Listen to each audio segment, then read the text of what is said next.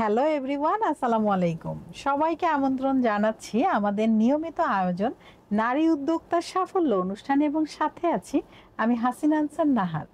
প্রিয় দর্শক, প্রতি পর্বেই আমাদের স্টুডিওতে একজন অতিথি আমন্ত্রিত থাকেন।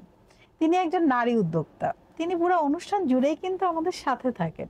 তার জানা অজানা সকল তথ্য আমরা জানি এবং তিনি কিভাবে একজন সফল নারী উদ্যোক্তা হয়ে উঠলেন সেই গল্পটাও কিন্তু আমরা তার কাছ থেকে শুনি। আজকে আমাদের স্টুডিওতে আমন্ত্রিত আছেন রাবেয়া বসরি লিবিয়া। চলুন দর্শক, আমরা লিবিয়া আপুর কাছে চলে যাই। কেমন আছেন আপু? আলহামদুলিল্লাহ ভালো। আপনি কেমন আছেন? আমি তো খুবই ভালো আছি, কারণ আপনাকে এত প্রিটি লাগছে, মাশাআল্লাহ। আপনাকেও। Thank you so much. আপনার উদ্যোগের নাম কি আর কি কি কাজ করছেন? আমার উদ্যোগের নাম হচ্ছে লিবিয়াস কিচেন। আমি মূলত বেকিং আইটেমটা নিয়েই বেশি কাজ করছি এবং ফ্রোজেন স্ন্যাক্স আইটেমগুলো নিয়ে কাজ করছি। চমৎকার। তো এই যে আসলেন রান্নার এই লাইফে, আপনি তো এই উদ্যোক্তা হয়ে ওঠার পেছনের গল্পটা কি, মানে কে অনুপ্রেরণা দিল, আর এটা কত বছর আগে থেকে আপনি শুরু করেছেন? আসলে রান্নার ইচ্ছাটা ছোট থেকে ছিল, কিন্তু সেটা নাস্তা টাইপের জিনিস করতে ভালো লাগতো। তো সিদ্দিকা কবির ম্যামের রেসিপি দেখে দেখে করতাম প্রথম আচ্ছা, দিকে। আচ্ছা। পরে বিয়ে হয়ে গেল, জয়েন্ট ফ্যামিলিতে ছিলাম, রান্না বান্না তো তখন পারতাম না। তো শ্বশুরবাড়ির লোকজন হেল্প করেছে। আচ্ছা। আর প্রফেশনালি শিখেছি আপনার বাচ্চাদের জন্যই।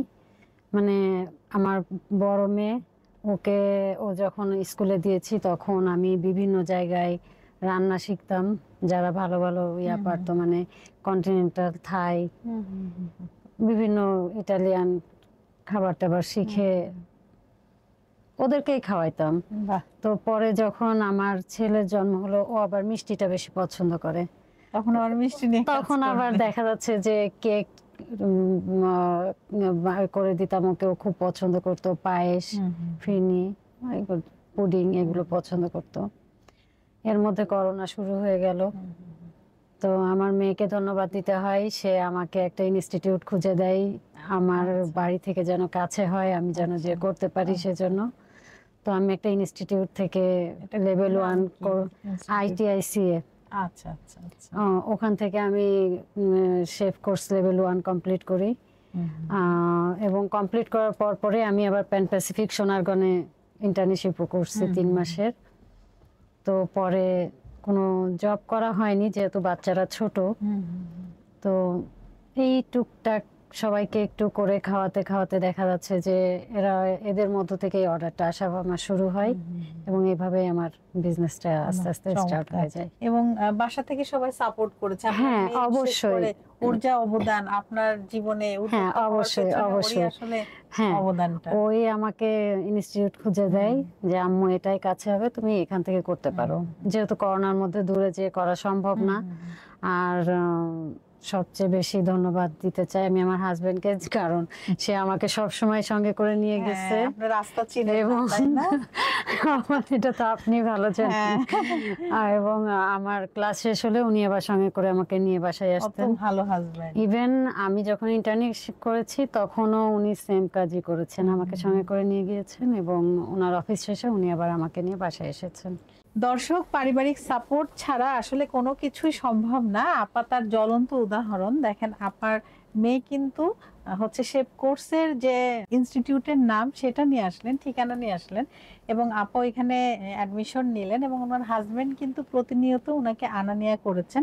আবার যখন ওনার ইন্টার্নি হলো তখনও কিন্তু ওনার হাজবেন্ড আনা নেয়া করেছেন। তো এই সাপোর্টটা যদি আপা না পেতেন তাহলে হয়তোবা ওনার এত দূর আসা হতো না।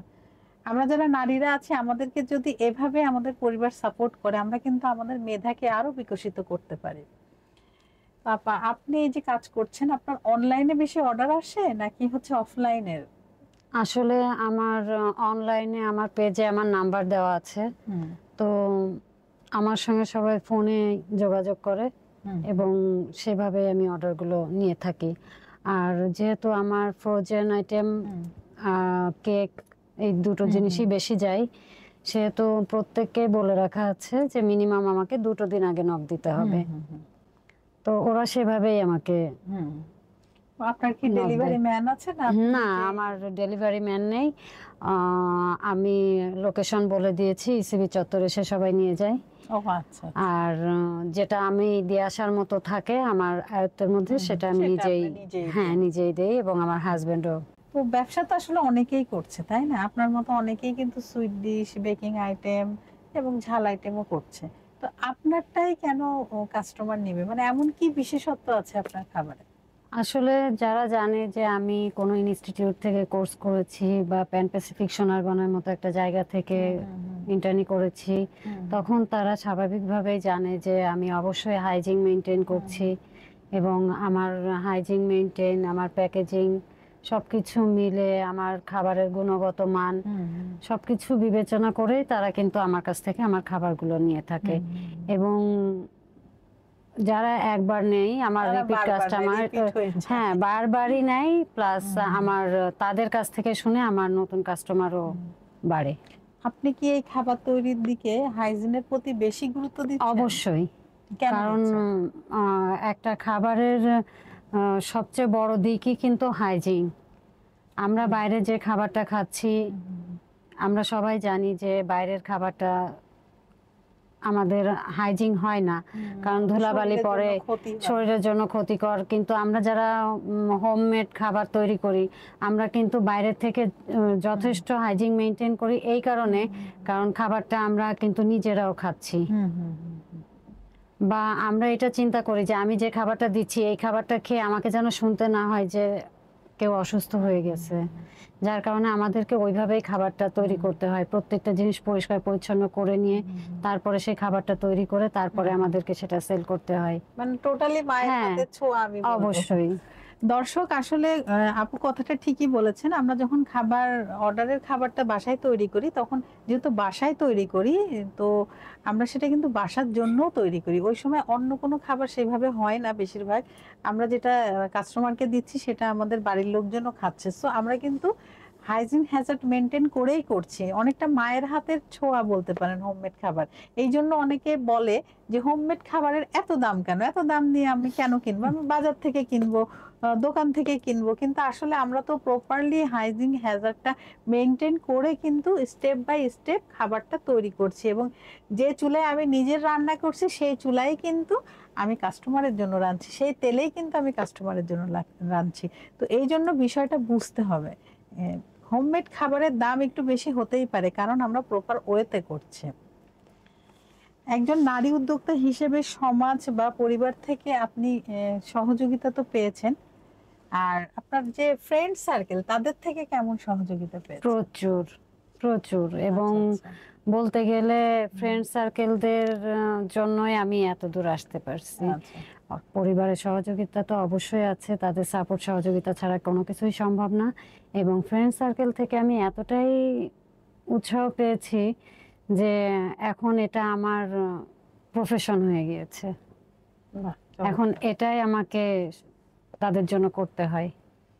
মানে এত সাপোর্ট পেয়েছেন, এত হ্যাঁ, রিভিউ পেয়েছেন, এখন হ্যাঁ। আপনি যদি চান যে আপনি করবেন না, কিন্তু না, আপনাকে তাও করতে হবে।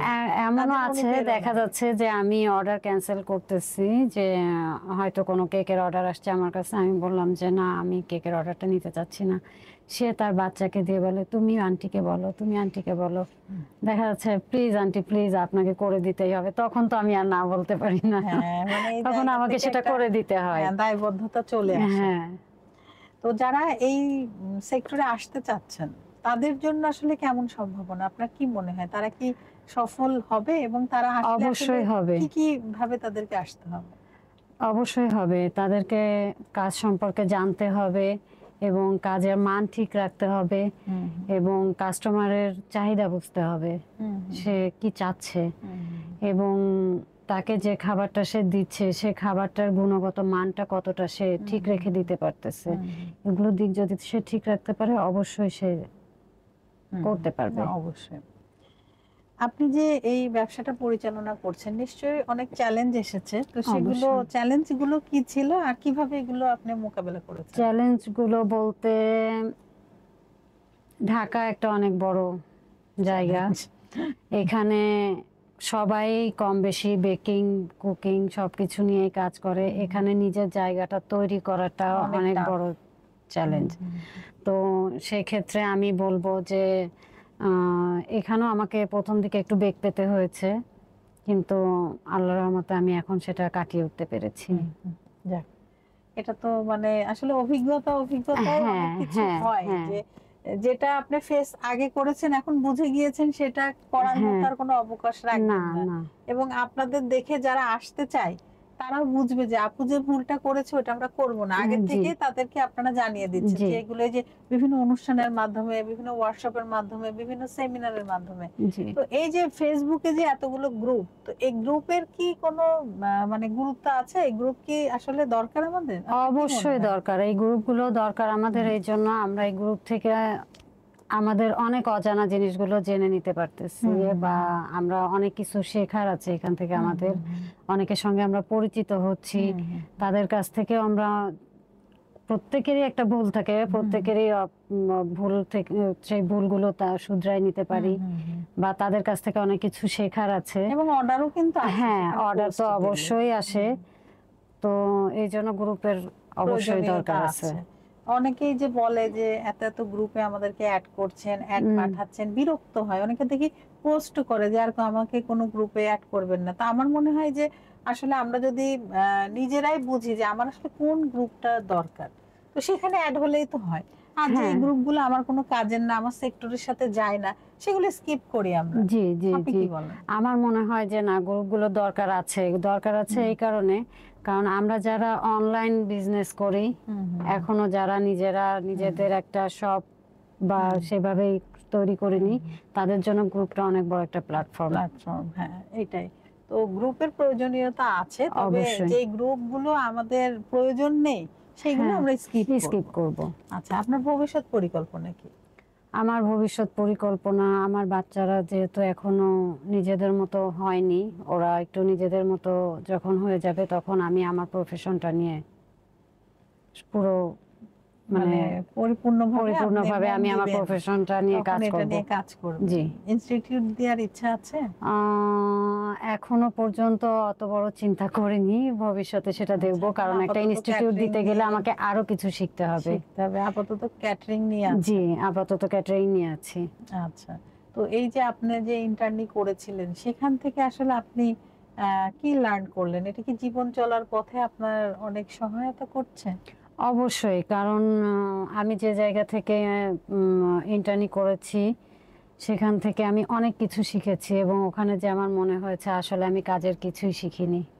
আমি একটা সাগরের ভিতরে যে অনেক কিছু দেখে আসছি। তো আমার মনে হয় আমার এখন অনেক কিছু শেখার আছে। আচ্ছা আপু, আমরা কিন্তু কথা বলতে বলতে অনুষ্ঠানের একদম শেষ দিকে চলে এসেছি। আপনি আপনার ব্যস্ত সময় থেকে সময় বের করে আমাদের এই অনুষ্ঠানে এসেছেন, আপনার কেমন লাগলো?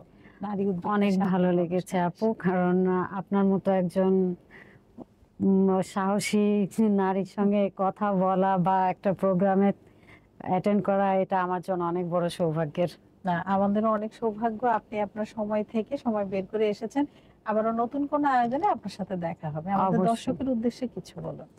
দর্শকের উদ্দেশ্যে এটাই বলবো যে অবশ্যই আমরা যারা নতুন উদ্যোক্তা থাকবো, আপনারা তাদের পাশে থাকবেন, তাদেরকে সহযোগিতা করবেন এবং তাদেরকে সাহস দিবেন। ভালো থাকবেন সবাই, দোয়া করবেন আমার জন্য। আপনাকে অনেক ধন্যবাদ। আপনাকে অনেক ধন্যবাদ। প্রিয় দর্শক, আপনারা যারা এতক্ষণ আমাদের সাথে ছিলেন, আমাদের পাশে ছিলেন, আপনাদের সবাইকে অসংখ্য ধন্যবাদ। আপনারা চাইলেই কিন্তু আমাদের এই অনুষ্ঠানে আসতে পারেন। সেক্ষেত্রে আমাদের ইনবক্সে নক দিবেন এবং আপনার নাম, আপনার পেজের নাম, আপনার ডেজিগনেশন এবং শর্ট একটি সিভি, আপনার মোবাইল নাম্বার আপনি সেখানে দিবেন, অথবা আমাদের ইমেল অ্যাড্রেস আছে, সেখানেও কিন্তু আপনি আপনার সকল তথ্য সেন্ড করতে পারেন, অথবা আমাদের এই অনুষ্ঠানের কমেন্ট বক্সে এসেও কিন্তু আপনি আপনার সম্বন্ধে জানাতে পারেন। আমাদের অফিস থেকে আপনার সাথে যোগাযোগ করবে। তো দর্শক, প্রতি পর্বেই কিন্তু আমাদের প্রত্যাশা থাকে নারীর স্বাবলম্বিতা, নারীর সফলতায় ভরে উঠুক নারীর জীবন। এই কামনায় আজকের মতো আমি এখানেই বিদায় নিচ্ছি। আবারও নতুন কোনো অতিথিকে নিয়ে আপনাদের সবার মাঝে আমি হাসিনা আনসার নাহার উপস্থিত হব। ততক্ষণ পর্যন্ত আপনারা সবাই ভালো থাকুন, সুস্থ থাকুন এবং আমাদের সাথে থাকুন। আল্লাহ হাফেজ। ধন্যবাদ।